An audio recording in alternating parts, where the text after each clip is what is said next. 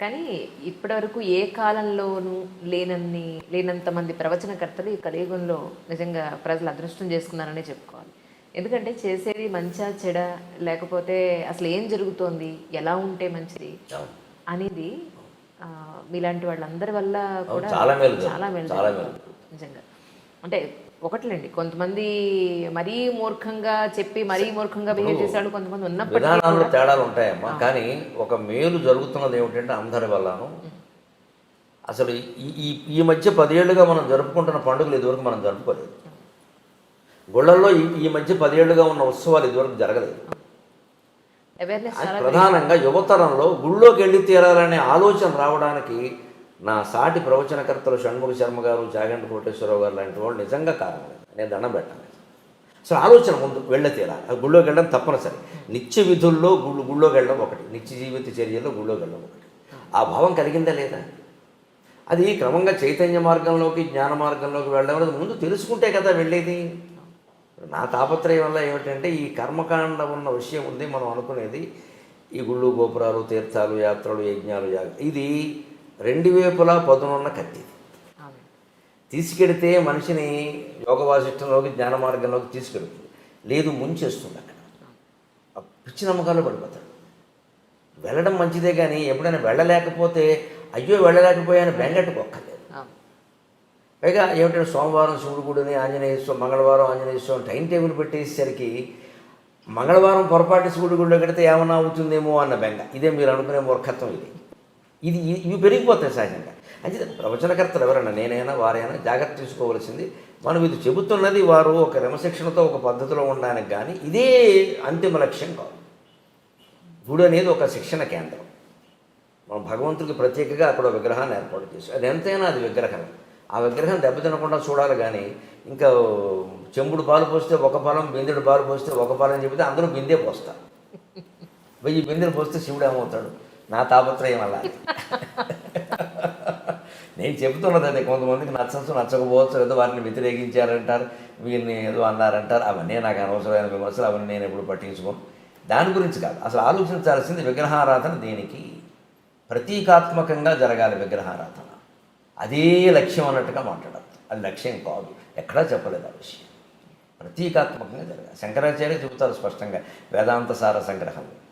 కషాయే కర్మభి పక్వే తతో జ్ఞానం ప్రవర్తతే. ఆయుర్వేద వైద్యులు కషాయాన్ని తయారు చేస్తుంటే ఈ తెడ్డు పెట్టి తిప్పుతూ ఎప్పటికప్పుడు పాకం చూసుకుంటాడు. పాకం సరిగ్గా ఉందా లేదా, పాకం సరిగ్గా ఉందా. అలా మనం చేసే సత్యనారాయణ వ్రతం సహా, పెళ్ళిళ్ళు సహా, ఉపనయనాలు సహా, ఇదెందుకు ఆ ప్రయోజనం నెరవేరిందా లేదా అని చూసుకోవాలి. లేకపోతే ఒట్టి కర్మకాండ మిగిలిపోతుంది అక్కడ. సత్యనారాయణ వ్రతం ఒకసారి చేసేవాడు అంటే వాడు అబద్ధం ఆడకూడదమ్మా. మీరు అలాంటి మనిషిని చూపించగలరా? నేను 100 సార్లు చేశాను, అన్నవరం వెళ్ళాను, ప్రతి ఏకాదశికి చేయించుకుంటాను అన్నవాళ్ళు కొన్ని వేల మంది ఉన్నారు. వీళ్ళందరూ అబద్ధాలు ఆడకుండా ఉంటే ఇన్ని కేసులు కోర్టులో పెండింగ్లో ఉండవు. న్యాయమూర్తులకి ఇంత ఇబ్బంది ఉండదు. ఆ తత్వం సత్యనారాయణ వ్రతం అంటేనే సత్యవ్రతం. ఆయన ఎప్పటికీ సత్యదేవాయ నమః అంటారు, అంతే కదా. ఇప్పుడు ఫోన్ మాట్లాడితే నేను హరి ఓం అంటే ఇప్పుడు సత్యదేవాయ నమః అంటారు. వాళ్ళ అన్నయ్య అంతే, సత్యదేవాయ నమః అంటారు. అన్నయ్య అంటూ ఉంటాడు, సత్యదేవాయ నమః అంటాడు. ఫోన్ చేయగానే అతను ఫోన్ చేస్తే సత్యదేవాయ నమః అంటాడు. ముందు నమస్కారం అంటాడు. నేను ఎవరిని ఫోన్ చేస్తే నేను హరి ఓం అంటాను. ఇప్పుడు హరి ఓం అంటాడు.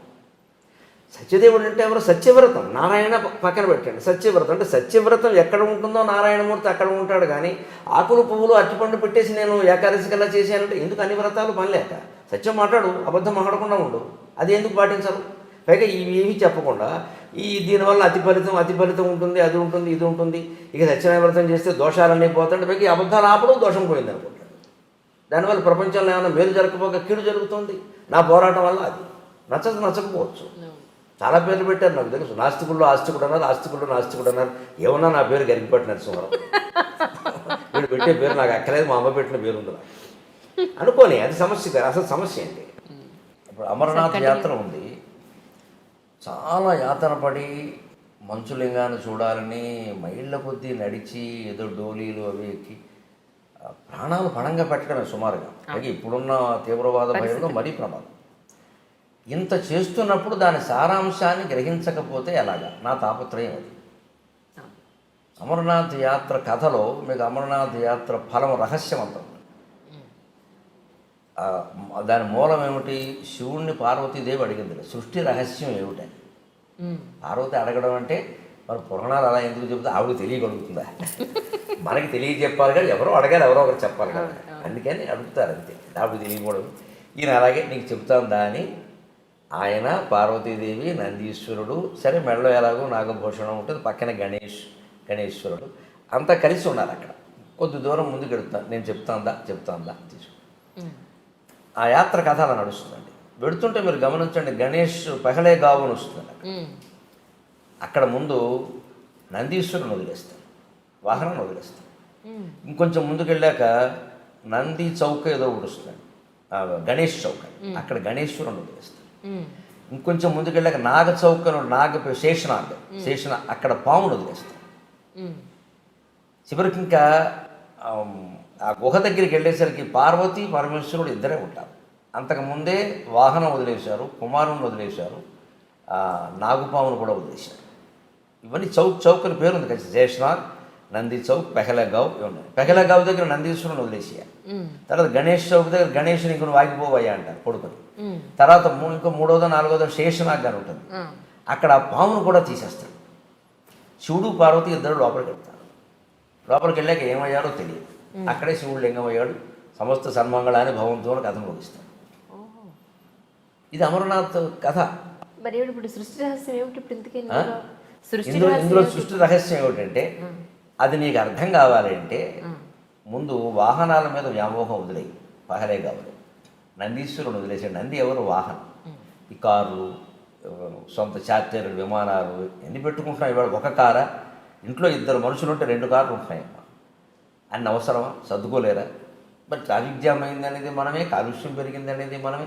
మన వల్ల ఏం జరుగుతుందో ఆలోచించుకోవద్దా? తనలో తాను రవంతా మారడానికి అన్నది దేనికని? అమ్మ ఒక్కళ్ళ వల్ల అయిందా?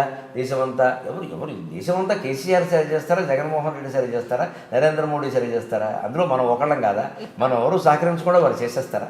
వారు ఏమైనా మాయ చేస్తారా? కాదు కదా. ఏ పరిపాలకుడు మన ఈ పార్టీ కదా ఆ పార్టీ ఉన్నా ఎవరు చేయగలిగింది లేదు. ప్రజల్లో కూడా మార్పు రావాలి. అసలు ఇన్ని వాహనాలు నాకు అవసరం. 4 కుటుంబ సభ్యులు ఉంటే 2 కార్లు 2 బళ్ళు ఉంటున్నాయమ్మా. పిల్లలకు కూడా చెరువు బండి. వాహనాల మీద వ్యామోహాన్ని వదులుకోండి. వీలైనంత దూరం నడిచి వెళ్ళండి. అక్కడ నడిచే వెళ్ళక తప్పదు. కొన్ని ప్రాంతాలు మీరు ఏం చేయలేరు. ఆ ఆరోగ్యం ఉన్నవాళ్ళే వెళ్ళాలి. ఇంకొంచెం వెళ్ళాక గణేశ్వరుని వదిలేశాడు. సంతానం మీద వ్యామోహం వదులుకోండి. ఇంకా మా అబ్బాయి ఎలా ఉన్నాడు, కోళ్ళు ఎలా ఉంది, ఏమిటో కోడలు నీళ్ళు లోసుకోలేదు, అత్తగారి కంగారు ఏమిటమ్మా నాకు అర్థం కాదు. కందకలేని దురద కత్తిపెట్టకని. దీనికి ఇది అహంకారం తప్పితే ఏం లేదు. ఇది అహంకారం అంటే గర్వం కాదు. నా వంశం, ఈ కోళ్ళు వచ్చాక నా వంశం, ఇప్పుడు ఈ ఏమైనా సూర్యవంశమో చంద్రవంశమో పెరగకపోతే నష్టం ఏంటి? ఇలా ఆలోచించరు మనుషులు. మా వంశం, ఈ అమ్మాయి సంతానాన్ని కన్నంత మాత్రం ఆడాలని ఆక్షేపించాలమ్మా, నాకు అది కూడా ఉండదు దానికేనా అన్నారు. ఏమిటట? అదేమైనా సిద్ధాంతమా, రూలా? కొందరు కలగరమ్మా. పైగా చాలా చోట్ల కలగకపోవడానికి మన ధర్మశాస్త్రం కూడా చెప్పిన ప్రకారం పురుషులు కారణం ఉండు బాబు. స్త్రీలను ఎందుకు అంటున్నారు నాకు తెలియదు. మన మాస్టర్ సివివి గారిది యోగ దర్శనం ఉంది. ఆ పుస్తకం ఎప్పుడో 10-12 ఏళ్ల క్రితం చదివాను. బాబు ఇదే రహస్యం అనుకో. పుట్టబోయే జీవుడు, మనకి సైన్స్ అలా అట్టి పెట్టండి కాసేపు. మన ధర్మశాస్త్రం ప్రకారం పుట్టబోయే జీవుడు తండ్రి నెత్తి మీద 3 నెలల పాటు తిరుగుతూ ఉంటాడు వీడి శరీరంలో ప్రవేశించడానికి. వీడు ఎప్పుడు నీళ్లు తాగితే అప్పుడు ప్రవేశిస్తాడు. జీవుడు నీళ్ళ ద్వారానే ప్రవేశిస్తాడు. అందుకే ఎవరైనా పోతే నీళ్ళకే మైల, ప్లాస్టిక్ వస్తువులకి కుర్చీలకి మైల ఉండదు. జీవుడు నీళ్ళ ద్వారా వెడతాడు. అందుకే మనం 10వ రోజు ధర్మోదకాలను పెట్టి అందరూ బంధువులు నీళ్లు వదులుతూ ఉంటాం. తిలోదకాలు, జలోదకాలు నీళ్ళ ద్వారా పంపిస్తామండి. వెళ్ళిపో మావయ్య, వెళ్ళిపో మావయ్య, ఇంకా మమ్మల్ని వదిలిపెట్టు, లేదా వెళ్ళిపో తాతయ్య అంటే ఆ వెళ్ళిపోయిన వాడికి వీళ్ళ మీద వ్యామోహం ఉంటుంది. ఇంకా పోదు. నీళ్ళు వదిలేస్తున్నామంటే వదిలేసాడు, పెద్ద కొడుకు కూడా వదిలేసాడు, మా అమ్మాయి కూడా మా ఆవిడే వదిలేసింది, ఏం చేస్తా అని ఇంకా జీవుడు వెళ్ళిపోవాలి. ఇంక పెంచుకోకూడదు. అది వాడికి సంఖ్య. ఆ మంత్రాలు అలాగే ఉంటాయి. ఆ మంత్రాలు అర్థం అదే. కర్మకాండ చాలా గొప్పది. ఆ మంత్రాలు అలాగే ఉంటాయి అర్థం. అది ఎవరు చెప్పరు, ఊరికి టెక్నికల్ చేశారు. ఈ నీళ్లు వదిలేయడం ఉంది. ఈ వ్యామోహాలు వదులుకోకపోతే అలాగే పడుతూ ఉంటాడు ఇంక తాపత్రయం. అందుకని సంతానం మీద వ్యామోహం వదులుకో. 60 ఏళ్ళు వచ్చాయి నీకు. కొడుకు కోళ్ళు పిల్లల్ని కన్నారా లేదా అనవసరం. ఎందుకంటే కన్నడం అనేది కేవలం సైన్స్ రీత్యా ఎలా ఉన్నప్పటికీ యోగశాస్త్ర రీత్యా కూడా, పూర్వజన్మ కర్మఫలం రీత్యా కూడా యోగం మొగాడుకుంటేనే సంతానం కలుగుతారు. ఆ యోగం మొగాడిది ఆడాళ్ళకి సంబంధం లేదు.